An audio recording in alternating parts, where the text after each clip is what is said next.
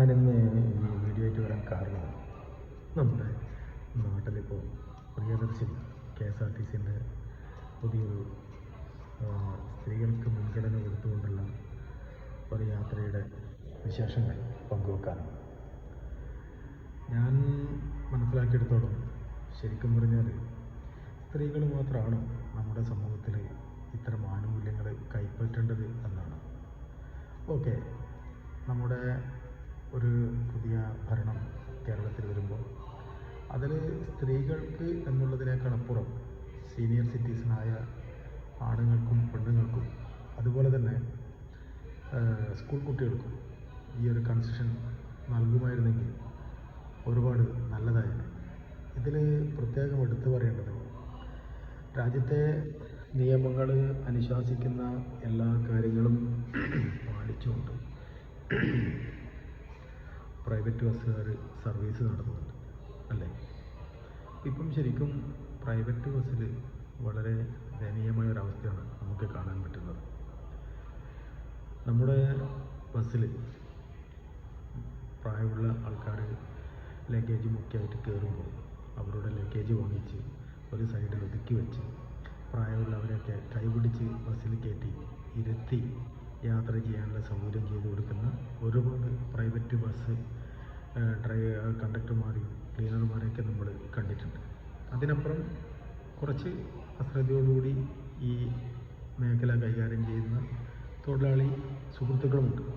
എന്നിരുന്നാൽ പോലും ഈ ഒരു സ്ത്രീകൾക്ക് പ്രാധാന്യം കൊടുത്ത് അല്ലെങ്കിൽ സ്ത്രീകൾക്ക് ഫ്രീ ആയിട്ടുള്ള യാത്ര കൊടുത്തിട്ട് ഇത്തരം പ്രവൃത്തികളായിട്ട് സർക്കാർ മുന്നോട്ട് പോകുമ്പോൾ ലക്ഷങ്ങൾ മുടക്കി ഈ ബസ് സർവീസ് നടത്തുന്ന സ്വകാര്യ മേഖലയെ ഒരുപാട് തളർത്തുന്ന, അതിൽ ജോലി ചെയ്യുന്ന തൊഴിലാളികൾക്ക് ശരിക്കും പറഞ്ഞാൽ ജോലി പോലും നഷ്ടപ്പെടുന്നൊരു സ്ഥിതിയിലേക്ക് നീങ്ങിക്കൊണ്ടിരിക്കുകയാണ്. ഇതിൽ ശരിക്കും പറഞ്ഞാൽ എനിക്ക് ഇന്നൊരു വീഡിയോ കണ്ടപ്പോൾ, സോഷ്യൽ മീഡിയയിൽ ഇന്നൊരു വീഡിയോ കണ്ടപ്പോൾ വളരെ സങ്കടം തോന്നിയൊരു കാര്യം, ഒരു പ്രൈവറ്റ് ബസ്സിൻ്റെ മുന്നിൽ നിൽക്കുന്നൊരു ബസ് തൊഴിലാളി തൊട്ടപ്പുറത്ത് KSRTCയിൽ നിറയെ യാത്ര ചെയ്യാൻ വേണ്ടി നിൽക്കുന്ന സ്ത്രീജനങ്ങൾ. ആ പ്രൈവറ്റ് ബസ്സിൻ്റെ മുന്നിൽ നിന്നിരിക്കുന്ന തൊഴിലാളിയുടെ മുഖത്തെ ആ സങ്കടവും ഭാവമൊക്കെ കാണുമ്പോൾ ഒരുപാട് വിഷമം തോന്നുന്നുണ്ട്.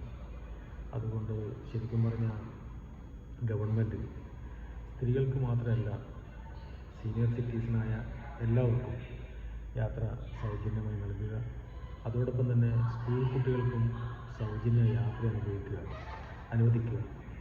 സമൂഹത്തിൽ പുരുഷൻ സ്ത്രീ എന്നുള്ളൊരു വേർതിരിവ് കൊടുക്കാതെ സമൂഹത്തിൻ്റെ രാജ്യത്തിൻ്റെ ഒരു ഭാഗമാണ് ജനസമൂഹം എന്നുള്ളൊരു ഒരു തീരുമാനത്തിൽ എത്തണം. കാരണം വോട്ട് ചെയ്തത് ശരിക്കും പറഞ്ഞാൽ സ്ത്രീകൾ മാത്രമല്ല, ആണുങ്ങളും പെണ്ണുങ്ങളും ഒക്കെ വോട്ട് ചെയ്തിട്ട്, യുവാക്കളും ഒക്കെ വോട്ട് ചെയ്തിട്ടാണ് ഒരു ഗവൺമെൻറ് അധികാരത്തിലെത്തുന്നത് അല്ലേ. അപ്പോൾ അതിൻ്റെ ആനുകൂല്യങ്ങൾ കൊടുക്കുമ്പോൾ വേർതിരിവില്ലാതെ കൊടുക്കാൻ പറ്റണം. അതായിരിക്കണം ഒരു നമ്മുടെ മുഖ്യമന്ത്രിയും ഇപ്പോഴത്തെ ഭരണകൂടവും ചെയ്യേണ്ടത് എന്നാണ് ഈ വിഷയത്തിൽ എനിക്ക് പറയാനുള്ള ഒരു അഭിപ്രായം. അതോടൊപ്പം തന്നെ പ്രൈവറ്റ് മേഖലയിൽ ഒരു ബസ്സിനെ സംബന്ധിച്ച് ഏകദേശം ഏറ്റവും കുറഞ്ഞതൊരു 3 തൊഴിലാളികളെങ്കിലും ഏറ്റവും കുറഞ്ഞത് ആശ്രയിച്ച് ജീവിതമാർഗ്ഗം കണ്ടെത്തുന്നവരാണ്. അവരുടെ ജീവിതം വഴിമുട്ടിക്കാൻ പാടില്ല. ഇന്ന് ഒരുപാട് തൊഴിൽ ക്ഷാമങ്ങൾ നമ്മുടെ നാട്ടിലുണ്ട്. അപ്പം തൊഴിൽ ചെയ്യുന്നവർക്ക് തൊഴിൽ നഷ്ടപ്പെടുന്ന ഒരു സ്ഥിതിയിലേക്ക് പോകാതെ ഗവൺമെൻറ് ഇതിലൊരു മാറ്റങ്ങൾ കൊണ്ടുവരണം.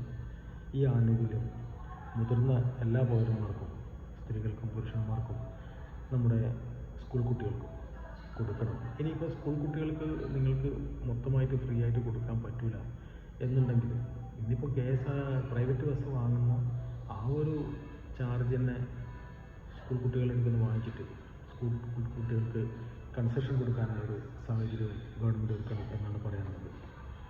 നമസ്കാരം.